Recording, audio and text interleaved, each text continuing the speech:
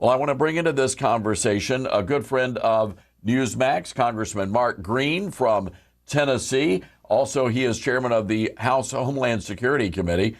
Congressman, thank you for joining us today. Yeah, thanks for having me, Todd. So, Congressman, certainly we wish Secretary Austin a very speedy recovery. It sounds like he is really dealing with some serious medical issues. What is the concern you have as a lawmaker? I think the biggest concern we have is that we just weren't notified. I sit as the chairman of the Homeland Security Committee. I'm one of four committees that are dealing with national security. We interface with DOD all the time. I was never notified that the secretary was out. Who the person is that's covering for him while he's in the hospital, those are chain of command issues, and the military should know better. And yet here we haven't even been contacted. I mean, that's really unacceptable. And I agree. Our prayers are with he and his family.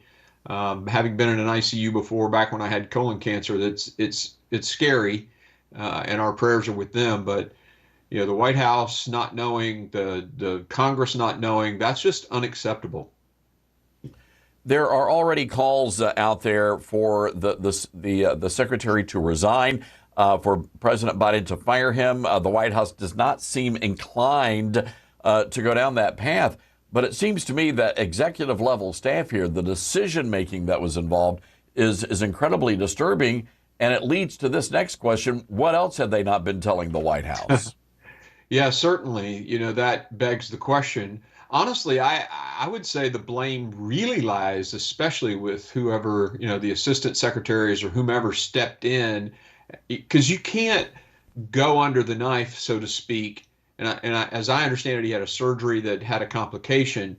You can't go under the knife, under anesthesia even, and not have someone designated with the authorities that he possesses. So someone had to have those authorities. If they didn't even do that, then okay, that's on Lloyd Austin. But if he did that to someone, and they had the authorities that he had during that procedure, and that individual didn't notify the White House that the guy wound up in the ICU, I mean, that person needs to be fired. Well, I'm with you. And when you've got former CNN Pentagon correspondent Barbara Starr ready to storm the Pentagon, you've made some pretty bad decisions. So Yeah, we'll see no how doubt. we'll see how that plays out. Congressman, I want to move to the border, and you have been all over this story. A lot of people are wondering where we are now with the possibility of impeaching the Homeland Security Secretary.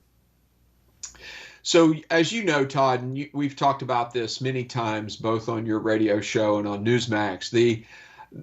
We've been doing this five-phased investigation into just what's going on at the southern border, and obviously we have discovered some things that are very concerning to us.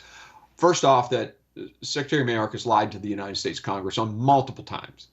He has disregarded and broken laws written by Congress, basically subverted them to his own political agenda. He has defied court orders, which judges have directly said, you're breaking the law, stop doing X and Y, mostly the catch and release. And so we feel like that this rises to the level of impeachment. And so we're going to conduct an impeachment hearing over the month of hearings over the month of January. And if after all of those hearings we decide, yes, we're going to move forward with articles of impeachment, we'll do that in a markup probably first week of February. Okay, so I have a lot of questions about what's happening, especially down in Texas, where you have the governor doing a great job, and it seems as though they are trying to take measures to stop the flow of illegals, to stop the invasion. Putting up the razor wire, putting up those barriers on our side of the river. And yet we're understanding the Biden administration's been sending agents in to cut up that razor wire and to remove all those barriers and barricades.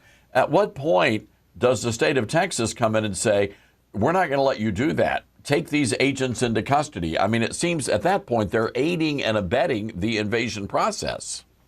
Yeah, they're already. I mean, Mayorkas' policies are already aiding and abetting the illegal migration, the human trafficking, the trafficking of fentanyl and other drugs, the crime networks throughout the United States now that are all backed by the cartels.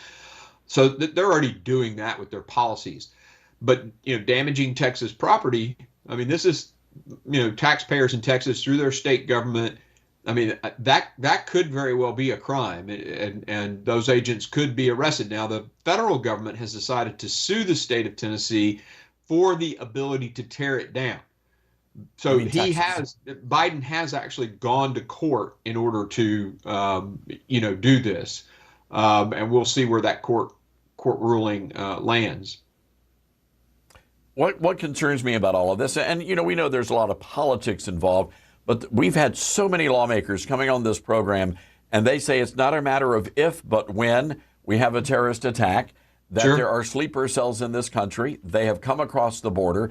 And at some point, God forbid, we have one of these horrible 9/11 style, events here in this country.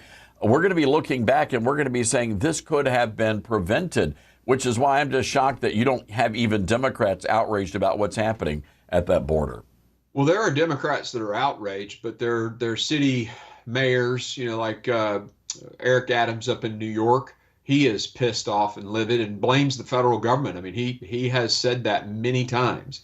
And what's interesting, everybody wants to, a lot of the liberals want to blame the Texas governor and his busing scheme, but that's less than 6% of the busing that goes on. The federal government does the vast majority of the busing to these sanctuary cities. They're also sending them to Tennessee, by the way. Eric Adams has said this is the federal government's failure. And in his case, the solution is more resources, but more resources just further incentivize the mass waves of migration. So I disagree with him on his problem, or the solution, but I don't disagree with him on who the culprit is, and it's Alejandro Mayorkas. All right. Well, we appreciate you coming on, Congressman. I know it's a busy time for you guys. On top of that, getting ready for the elections as well. But I think a lot of people are very concerned about what's happening at that southern border. They should be, Todd, and thanks for having me on the show.